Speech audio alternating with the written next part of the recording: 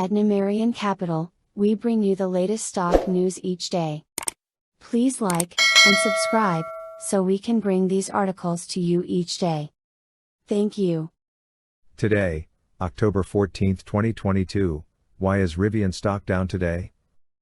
Is there any hope for Rivian right now? Rivian stock is plunging more than 10% today as investors sell electric vehicle names in earnest. This move comes alongside broader macro concerns, which have impacted most stocks in the market.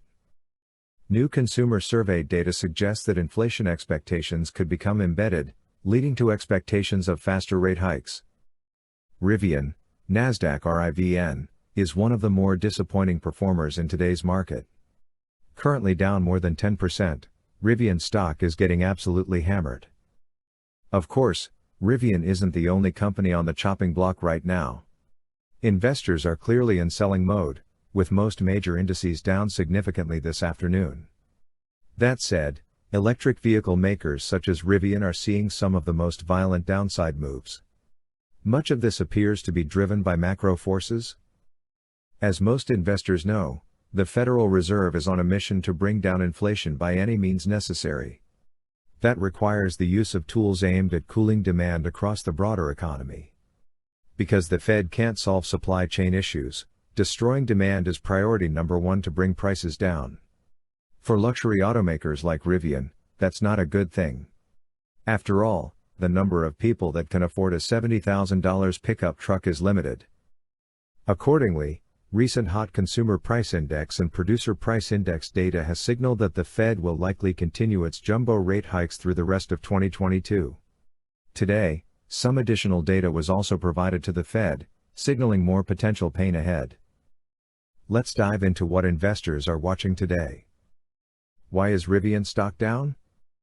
Today's release of consumer survey data from the University of Michigan suggests that inflation expectations could become embedded in the minds of consumers. For the Fed, this is a key negative factor. It also suggests that more may need to be done up front to ensure inflation doesn't become embedded.